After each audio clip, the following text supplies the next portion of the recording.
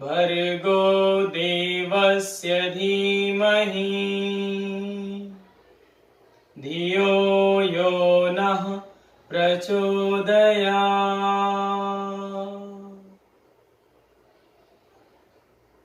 आप सभी का स्वागत है आज के इस योग दर्शन की 7वीं कक्षा में। आज हम लोग योग दर्शन के प्रथम पाद के 8वें सूत्र के बारे में व्याख्या जानेंगे। जैसे कि पिछली कक्षा में हम लोगों ने जाना था, सीखा था, जो 7वां सूत्र था, जो प्रमाण के बारे में महर्षि पतंजलि ने व्याख्यात किया था कि प्रमाण के कितने भेद होते हैं और उसको किस तरह से क्लिष्ट और अक्लिष्ट रूपों में हम समझ सकते हैं।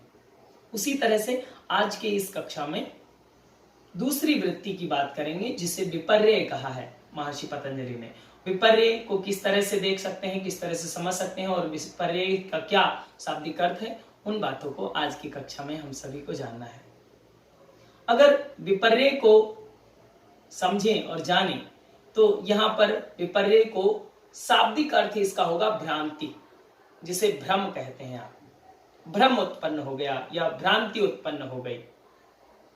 यहां पर महर्षि पतंजलि ने इसको परिभाषित करते हुए एक लाइन में लिखा है, विपर्यय मिथ्या ज्ञानम अत द्रुप प्रतिष्ठम। विपर्यय जो है ये मिथ्या ज्ञान है, झूठा ज्ञान है। इसको इस तरह से महर्षि पतंजलि ने बताया।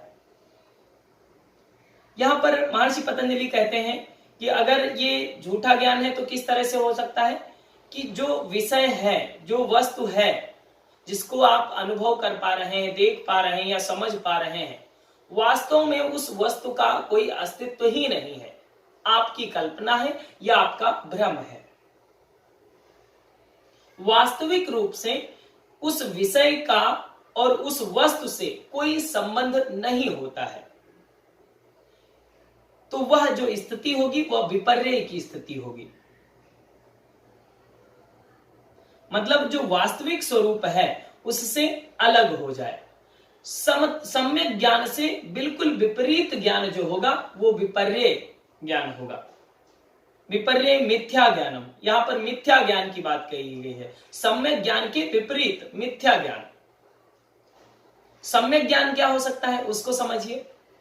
जैसे कि सम्यक ज्ञान क्या है, कोई एक आप पुष्प देखते हैं, उसको सूंघते हैं, उसकी अच्छी स्मेल आती है, आप उसकी पंखुड़ियों को स्पर्श करते हैं, उसकी कोमल पंखुड़ियां आप अनुभव करते हैं, फिर आपका मन निर्धारित करता है ये एक पुष्प है जिसे आपने हाथ में ले रखा है। तब वो, क्योंकि वो विषय और वस्तु का एकाकार हो रहा है, समता हो रही, एक रूप हो रहा है, गुणों का मिलान हो रहा है, एक समता हो रही है, तब वो मन उसे ग्रहण करता है कि ये आपका एक पुष्प है। ये हो गया आपका सटीक और सम्यक ज्ञान, क्योंकि वास्तविक रूप से आपने उसको अनुभव किया है। अब इसी का जो विपरीत होगा, इसी का जो अपोजिट होगा, वो आपका विपर्यय ज्ञान, मिथ्या ज्ञान होगा। जैसे कि एक उदाहरण बहुत चर्चित है इस विषय में कि जब आप अंधेरे में हो और रस्सी को सांप समझ लें, तो रस्सी को सांप समझ लेते हैं और फिर आप डरते हैं या फिर और भी क्रियाएं करने लगते हैं बहुत सारे लोग। तो ये जो रस्सी है, वास्तविकता से सांप से कोई संबंध नहीं है रस्सी का, ये यथार्थ है, ये शाश्वत सत्य है। लेकिन वास्तविकता से संबंध ना होते हुए भी आपको किस लिए वो चीज दिखी? भ्रम के कारण, भ्रांति के कारण, अंधेरे के कारण। तो ये तो एक उदाहरण है कि हमने रस्सी को सांप समझ लिया। उसी तरह जीवन में भी जब प्रकाश की कमी होती है, ज्ञान की कमी होती है, तो भ्रांतियां बनती हैं और भ्रांतियों के कारण हम कुछ को कुछ समझ लेते हैं, अर्थात नित्य को अनित्य समझ लेते हैं। जो चीज है ही नहीं उसकी कल्पना कर लेते हैं कि ये चीजें हैं। उसे विपर्यय वृत्ति के नाम से बताया है महर्षि पतंजलि ने। अब जैसे कि पिछले सूत्रों में आपने जाना था कि हर वृत्ति के दो रूप हैं, क्लिष्ट भी और अक्लिष्ट भी। तो अगर आपने ये जो विपर्य मिथ्या ज्ञानम अत द्रुप प्रतिष्ठम है, जहां पर उसके विषय से कोई संबंध नहीं है, अत द्रुप की बात करते हैं, तो यहां पर क्लिष्ट और अक्लिष्ट कैसे होंगी इसको भी समझ लेते हैं।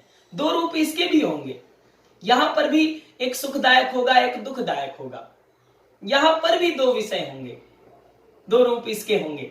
अब ये कैसे हो जाएंगे? जैसे कि अगर आपने रस्सी को सांप देखा, आप डर गए, आपके अंदर भय उत्पन्न हुआ कि ये शायद ये जहरीला सांप है, आपको डस लेगा, आपकी मृत्यु हो जाएगी, या फिर और भी विचार आपके उत्पन्न हुए।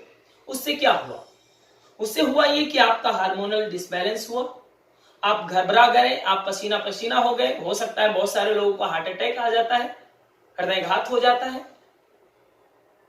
तो ये क्या था? ये आपका दुखदायक था, क्लिष्ट वृत्ति के रूप में था, विपर्य ज्ञान ही।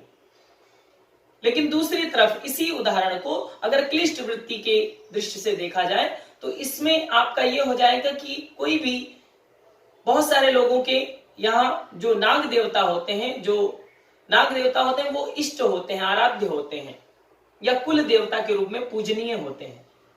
तो आपने अगर ऐसा है और आपके अंदर वो भाव है, आप उस दृष्टि से देखते हैं कि अहो भाग्य, हमारे आप कुल देवता हैं और आपके दर्शन प्रत्यक्ष रूप से हो गए, आज हमारा जीवन धन्य हो गया, आपके जीवन में एक नया प्रस्फुटन हो गया, आपका आशीष हमें इसी तरह से मिलता रहे और आप अपने स्थान पर प्रस्थान करें। यह भाव जो उत्पन्न हुआ, जो इष्ट के प्रति समर्पण, जो अगाध प्रेम आपका उत्पन्न हुआ, वो जो आपके हार्मोनल चेंजेस हुए, जो वो मन स्थिति बदली, वो जो चेतना आप में प्रस्फुटित हुई, वो प्राण ऊर्जा जो उत्पन्न हुई, वो कौन सी हुई? अक्लिष्ट वृत्ति की। और इस परिवर्तन से आपके जीवन के उद्देश्यों को पूर्ति करने में सहयोगी होंगे। अभी आप दूसरी तरफ क्लिष्ट वृत्ति थी तो उसमें आप घबरा रहे थे, आप किसी भी काम को तुरंत करने के लिए तैयार नहीं थे, क्योंकि आप डर चुके थे, आप घबरा चुके थे, आपकी हार्ट बीट बढ़ चुकी थी, पल्स रेट बढ़ चुका था, ब्लड प्रेशर बढ़ चुका था। लेकिन इधर आप उत्साह से भर गए हैं, उमंग से भर रहे हैं, उल्लास से भर रहे हैं, नई चेतना से भर रहे हैं, मानो आपको नया जीवन मिल चुका है। तो यहां पर भी दो रूपों में, एक क्लिष्ट है और एक अक्लिष्ट है, एक सुखदायी है और एक दुखदायी है, एक जीवन को श्रेष्ठ बना रही है और एक जीवन को नीचे ले जा रही है, गर्त में ले जा रही है। तो हर एक वृत्ति को महर्षि पतंजलि ने दो रूपों में, दो दृष्टिकोण से बता दिया है कि इस वृत्ति को, इस अंधकार को अगर हम समता में ले आए, साम्य में ले आए, तो हमारा जीवन श्रेष्ठ हो सकता है। इसके भी दो रूप होंगे, जैसे कि हमने अभी उदाहरण के तौर पर बताया, क्लिष्ट और अक्लिष्ट। एक तरफ जीवन का उत्थान है, श्रेष्ठता है, सफलताएं हैं, और एक तरफ असफलताएं हैं, जीवन का निकृष्टता की ओर गमन है। तो इस विपर्य को भी दो रूपों में सहजता से समझा जा सकता है, जिसे महर्षि पतंजलि ने विपर्य को पहले पाद के 8वें सूत्र में स्पष्टता से व्याख्यात किया है। जैसे कि लाइन हमने पहले भी ये सूत्र को दोहराया है कि विपर्य मिथ्या ज्ञानम अत द्रुप प्रतिष्ठम। इस तरह से महर्षि पतंजलि ने बहुत ही सुंदर शब्दों में इसका वर्णन कर दिया है, और इसको जो अभी हम सभी ने उदाहरण के तौर पर इसे सहजता से समझ लिया है। तो आज की इस योग दर्शन की इस कक्षा में इसी सूत्र को लेंगे, थोड़ा थोड़ा समझें, सहजता से समझें, ताकि आगे के सूत्रों को समझने में सहजता हो।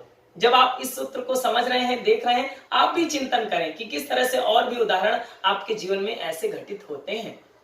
जो महर्षि पतंजलि ने जीवन जीने की एक कला के रूप में इसको संग्रहित किया है, जो योग है, जो जीवन जीने की कला है, इसको विपर्य के रूप में कैसे आप सहजता से समझ चुके हैं और जान चुके हैं। आज की इस योग दर्शन में इतना ही। आइए प्रणव ध्वनि करते हैं। ओम